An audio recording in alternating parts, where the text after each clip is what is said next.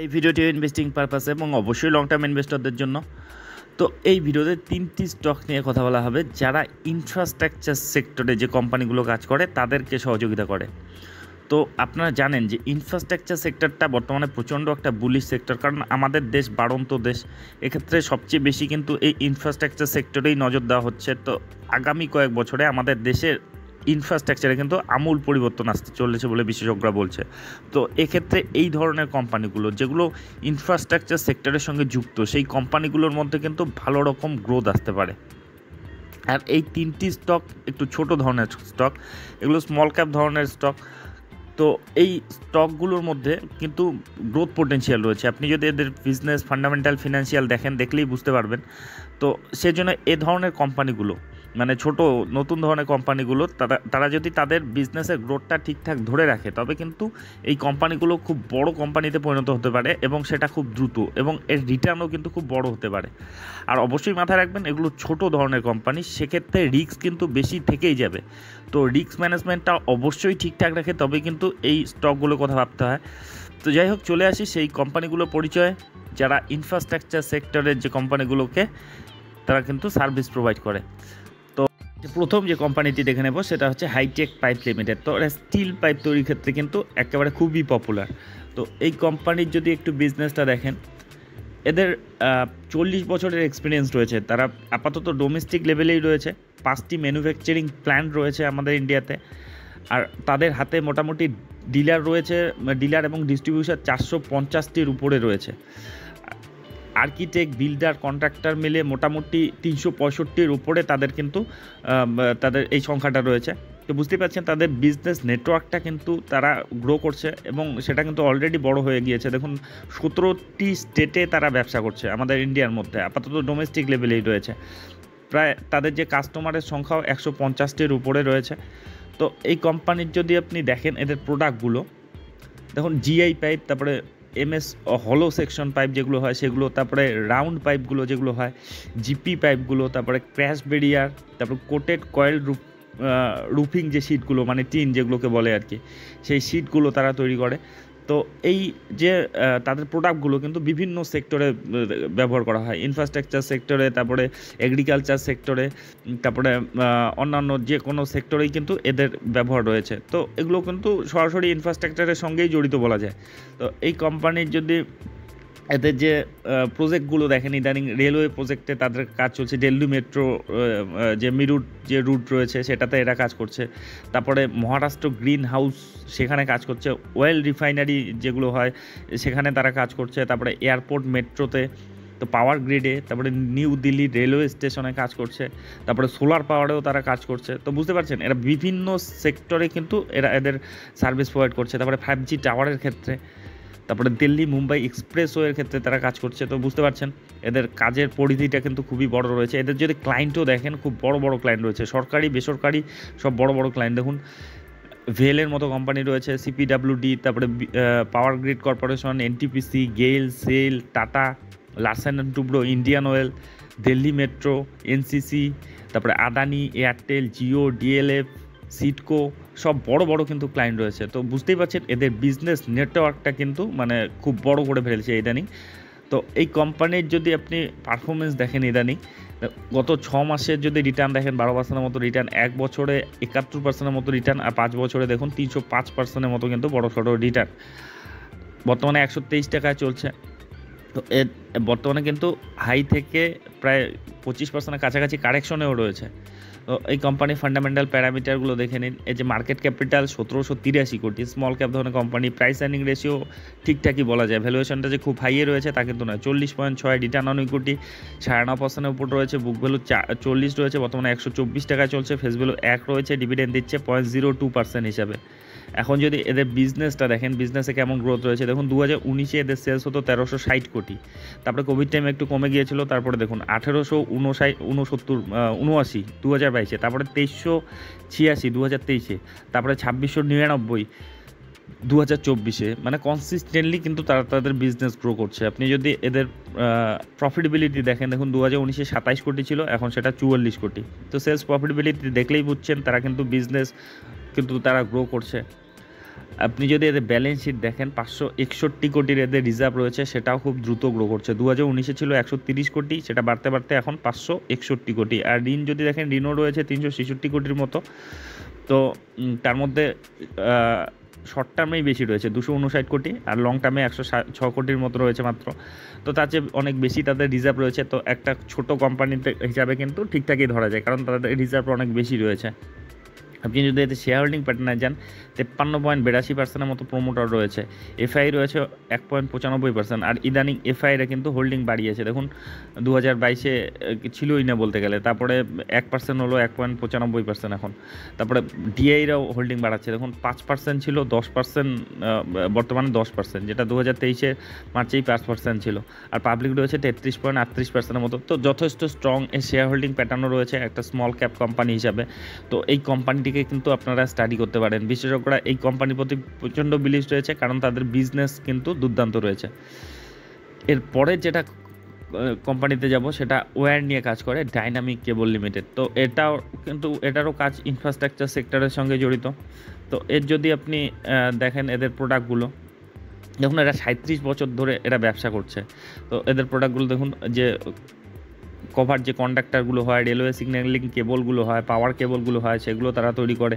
এদের বিজনেস নেটওয়ার্কগুলো দেখুন 38টি দেশে, শুধু আমাদের দেশেই এদের বিজনেস না, এরা ডোমেস্টিক ইন্টারন্যাশনাল সব মার্কেটেই কিন্তু সমানভাবে ব্যবসা করছে এবং সফলভাবে। দেখুন 38টি দেশের ওপর এদের বিজনেস রয়েছে, ব্রাজিল, পেরু, চিলি, আর্জেন্টিনা, তো কেনিয়া, শ্রীলঙ্কা, বাংলাদেশ, নেপাল, এরকম 38টি দেশের ওপর। তো বুঝতেই পারছেন বিজনেস নেটওয়ার্ক কিন্তু অলরেডি তারা বাড়িয়ে ফেলেছে। আপনি এদের প্রোডাক্টগুলো দেখতে পাচ্ছেন ছবিতে, যে বিভিন্ন ধরনের কেবল ওয়্যার যেগুলো হয়, যে কন্ট্রোল কেবল, তারপরে কনসেন্ট্রিক কেবল, এ ধরনের কেবল নিয়ে কিন্তু এরা আর কি কেবলের ক্ষেত্রে কিন্তু সবচেয়ে বেশি পপুলার। এদের 35 বছরের ওপরে অভিজ্ঞতা রয়েছে, 250টি ডোমেস্টিক ক্লায়েন্ট রয়েছে, ওভারসিজ ক্লায়েন্ট 100টির উপর রয়েছে, 600-র উপরে তাদের ক্লায়েন্ট রয়েছে। আর আপনি যদি এদের ক্লায়েন্ট বেসগুলো দেখেন, কারা কারা ক্লায়েন্ট রয়েছে, দেখুন গভর্নমেন্ট ক্লায়েন্টের মধ্যে পাওয়ার গ্রিড রয়েছে, ভেল রয়েছে, এনটিপিসি রয়েছে, কেসেভ রয়েছে, তারপর তামিলনাড়ু ইলেকট্রিসিটি বোর্ড রয়েছে, ডিভিসি রয়েছে। তো বুঝতে পারছেন এদের যে সরকারি ক্লায়েন্ট, বড় বড় ক্লায়েন্ট রয়েছে। ইন্টারন্যাশনাল ক্লায়েন্টের মধ্যেও কিন্তু দেখুন নেপাল ইলেকট্রিসিটি অথরিটি রয়েছে, তারপরে কেনিয়া পাওয়ার রয়েছে, বিপিসি রয়েছে, জেসকো রয়েছে। মানে ইন্টারন্যাশনাল ক্লায়েন্টগুলোও কিন্তু বড় বড় সরকারি, এগুলো ইন্টারন্যাশনাল ক্লায়েন্ট। আর যদি প্রাইভেট ক্লায়েন্টের মধ্যে দেখেন, এমপিসিএল রয়েছে, Voltas limited, Larsen and Toubro, তারপরে জ্যাগুয়ার, সিমেন্স, এনসিসি, মহিন্দ্রার মতো ক্লায়েন্ট রয়েছে, টাটা পাওয়ার, আদানির মতো। তো ক্লায়েন্ট বেস দেখলেই কিন্তু এই কোম্পানিগুলোর প্রতি সমীহ জাগে। তো এই কোম্পানিগুলো ছোট হলেও তাদের বিজনেস নেটওয়ার্কটা কিন্তু অলরেডি তারা অনেকটাই বাড়িয়েছে। তো এই কোম্পানির যদি আপনি পারফরমেন্স দেখেন, গত 6 মাসের রিটার্ন সামান্য পজিটিভ রয়েছে। গত 1 বছরের হিসাবে দেখলে 6 মাসে 41%-এর মতো, গত 1 বছরের হিসাবে মোটামুটি 200%-এর মতো কিন্তু রিটার্ন দিয়েছে। অনেক দিন একটা কনসলিডেশন ফেজে ছিল, ইদানিং কিন্তু সেই যে রেঞ্জটা কিন্তু ভাঙার চেষ্টা করছে। আপনি 5 বছরের রিটার্ন দেখুন, 284%-এর মতো রিটার্ন। 5 বছরও হয়নি এটা মার্কেটে, 2022 থেকে মার্কেটে রয়েছে, বর্তমানে 576 টাকায় চলছে। তো এর যদি আপনি ফান্ডামেন্টাল প্যারামিটারগুলো দেখে নেন, 1248 কোটি এর মার্কেট ক্যাপিটাল, পি রয়েছে 33, রিটার্ন অন ইকুইটি 19.3%-এর মতো রয়েছে, বুক ভ্যালু 97.2 রয়েছে, বর্তমানে 567 টাকায় চলছে, ফেস ভ্যালু 10 রয়েছে, ডিভিডেন্ড দিচ্ছে 0.09% হিসাবে। এখন দেখে নিন এই কোম্পানির বিজনেস কেমন চলছে। দেখুন 2019-এ এদের যে সেলস হতো 527 কোটি, তারপরে কোভিড টাইমে একটু কমে গিয়েছিল, তারপরে আবার কিন্তু রিকভার করা শুরু করেছে। দেখুন 564 হলো 2022-এ, তারপরে 669, এবারে 768। তো কনসিস্টেন্টলি কিন্তু তারা গ্রো করছে। আপনি প্রফিটেবিলিটি দেখুন, 2019-এ 21 কোটি ছিল, এখন সেটা বাড়তে বাড়তে 38 কোটি। এদের যদি আপনি ব্যালেন্স শিটে যান, 192 কোটির এদের রিজার্ভ দেখাচ্ছে, সেটাও কিন্তু দ্রুত গ্রো করছে, কারণ তারা প্রফিটেবল কোম্পানি, প্রফিট থেকে তারা রিজার্ভ বাড়াচ্ছে। 2019-এ 70 কোটি ছিল, এখন সেটা বাড়তে বাড়তে 192 কোটি। ঋণ যদি দেখেন, 119 কোটির মতো ঋণ রয়েছে তাদের। তো তার চেয়ে বেশি তাদের যে ক্যাশই রয়েছে হাতে, তো স্ট্রংই ব্যালেন্স শিট ধরা যায়। আপনি যদি এদের শেয়ার হোল্ডিং প্যাটার্নটাতে যান, 74.47%, আর ম্যাক্সিমাম যতটা থাকা যায় ততটাই রয়েছে প্রোমোটার। আর প্রোমোটারটা কিন্তু হোল্ডিং বাড়াচ্ছে, দেখুন 74.44 ছিল, 45 হলো, 74.45, এখন 74.47। এফআই ডিআইরাও কিন্তু নজর দেওয়া শুরু করেছে, তখন 0.03% এফআই রয়েছে, ডিআই রয়েছে পরে 0.07% হিসাবে, আর পাবলিক রয়েছে 25%-এর মতো। তো যথেষ্ট স্ট্রং শেয়ার হোল্ডিং প্যাটার্ন রয়েছে, আর প্রোমোটাররাই কিন্তু এই কোম্পানির উপর ভরসা দেখাচ্ছে নিজেটাই।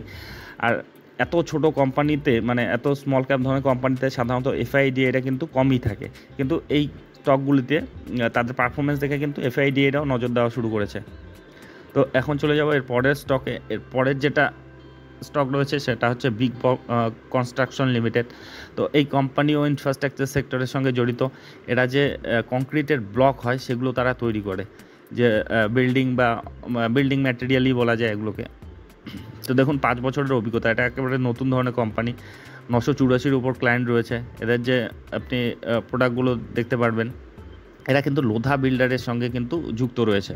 তো আপনারা জানেন লোধা বিল্ডার কত বড় একটা কিন্তু এই সব সেক্টরে কিন্তু একেবারে লিডার টাইপের কোম্পানি। এদেরও যদি ক্লায়েন্টগুলো দেখেন, Lodha, lotus, Swaraj, Larsen and Toubro, মানে ইনফ্রাস্ট্রাকচার সেক্টরের যে দিগ্গজ স্টকগুলো কিন্তু এদের ক্লায়েন্ট রয়েছে। তো এই কোম্পানির যদি আপনি পারফরমেন্স দেখেন ইদানিং, গত 6 মাসের রিটার্ন দেখুন 59% মতো, গত 1 বছরে 45% মতো, আর 5 বছরের রিটার্ন দেখুন 3848% মতো রিটার্ন। আর এর চার্টটা দেখলেই বুঝতে পারছেন, এখন লেফট টু রাইট উপরের দিকে উঠছে। আর এর চার্টটা দেখুন, এর যে প্যাটার্নটা, একটা কিন্তু কনসলিডেশন ফেজ, তারপরে একটা গতি, তারপরে আবার একটা কনসলিডেশন ফেজ, আবার একটা গতি, আবার একটা কনসলিডেশন ফেজ, আবার একটা কিন্তু গতি। তো এই কোম্পানিগুলো মানে বিশেষ করে এই কোম্পানিটা একেবারে পিকে রয়েছে। এরকম পিকে কিন্তু ঢোকাটা সবসময় রিস্কি হয়। তো একটা কারেকশন বা কনসলিডেশনের জন্য কিন্তু অপেক্ষা করাই যায় এই স্টকগুলো। তো এই স্টকটাতে তো এর যদি আপনি ফান্ডামেন্টাল প্যারামিটারগুলো দেখেন, এর মার্কেট ক্যাপিটাল রয়েছে বর্তমানে 1738 কোটি, পি রয়েছে 56, রিটার্ন অন ইকুইটি 34% মতো, বুক ভ্যালু 14.7 রয়েছে, 246 টাকা চলছে, ফেস ভ্যালু 2 রয়েছে, ডিভিডেন্ড দিচ্ছে 0.17% হিসাবে। এখন এর যদি আপনি বিজনেসটা দেখেন কেমন গ্রোথ রয়েছে, দেখুন 2019-এ 100 কোটি সেলস ছিল, সেটা এখন 243 কোটি, প্রত্যেক বছরই কনসিস্টেন্টলি বাড়াচ্ছে। 2019-এ 100, তারপরে 20-তে 119 হলো, তারপরে কোভিড টাইমে একটু কমে গিয়েছিল, তারপরে দেখুন 175 2022-এ, তারপরে 200, তারপরে 243 এখন।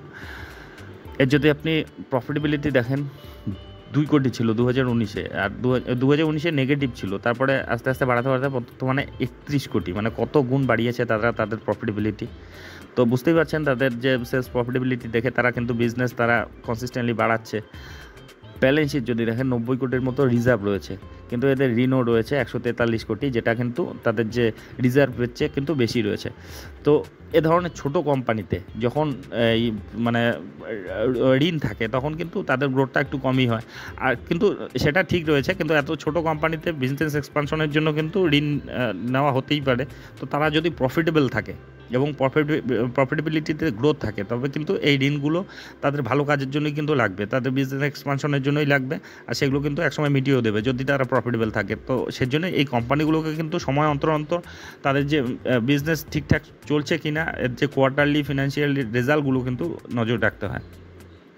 তো এর যদি আপনি শেয়ার হোল্ডিং প্যাটার্নে যান, 72.42% মতো প্রোমোটার রয়েছে, তো ম্যাক্সিমাম প্রোমোটার রয়েছে। এফআইরাও কিন্তু নজর দিয়েছে, 0.12% মতো এফআই। ইদানিং এফআইরা মানে নতুন করে হোল্ডিং বাড়িয়েছে, দেখুন 0.02 ছিল, সেটা 0.05 হলো, তারপরে এখন 0.12। আর ডিএরাও নজর দিয়েছে 0.08% মতো, ইদানিং কিন্তু তারা নজর দিয়েছে। আর বাকিটা রয়েছে পাবলিক 27.39% মতো। তো এই কোম্পানিগুলোর যে ডেটাগুলো দেখলেন, এগুলো কিন্তু পজিটিভ রয়েছে, ভীষণ পজিটিভ রয়েছে, এবং এ ধরনের গ্রোথ যদি তারা ধরে রাখে, এ ধরনের ব্যবসা যদি তারা ধরে রাখে, তবে কিন্তু এই কোম্পানিগুলোর গ্রোথটা খুব দ্রুত হতে পারে এবং এদের যে রিটার্নও কিন্তু খুব বড় হতে পারে। আর বিশেষ করে এরা ইনফ্রাস্ট্রাকচার সেক্টরে কাজ করে, যেটা সবচেয়ে বেশি গ্রোথযুক্ত কিন্তু একটা সেক্টর আমাদের দেশের মধ্যে। তো সেজন্য এই কোম্পানিগুলোকে কভার করা হলো। তো এ ধরনের ভিডিও যদি আপনাদের উপকারে লেগে থাকে, তবে অবশ্যই চ্যানেলটি সাবস্ক্রাইব করে রাখবেন। তবে একটা বিষয় অবশ্যই, এগুলো কিন্তু কোনো ধরনের রিকমেন্ডেশন নয়, কারণ শেয়ার বাজারে আমি কোনো বিশেষজ্ঞ নই কিংবা সেবি রেজিস্টার্ড অ্যানালিস্টও নই। আমি যা দেখছি, শিখছি, অনুভব করছি, সেগুলোই আপনাদের সঙ্গে শেয়ার করছি। আর আপনারা যখন ইনভেস্টমেন্ট করতে যাবেন, আরও ডিপলি অ্যানালাইসিস করবেন, আপনার যে ফিনান্সিয়াল অ্যাডভাইজার রয়েছে তাদের উপদেশ নেবেন।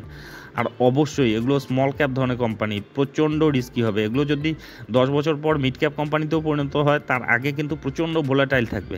তো সেই ব্যাপারগুলো মাথায় রাখে তবেই কিন্তু ইনভেস্টমেন্টের কথা ভাববেন। তো যাই হোক, ভিডিওটি শেষ পর্যন্ত দেখার জন্য ধন্যবাদ।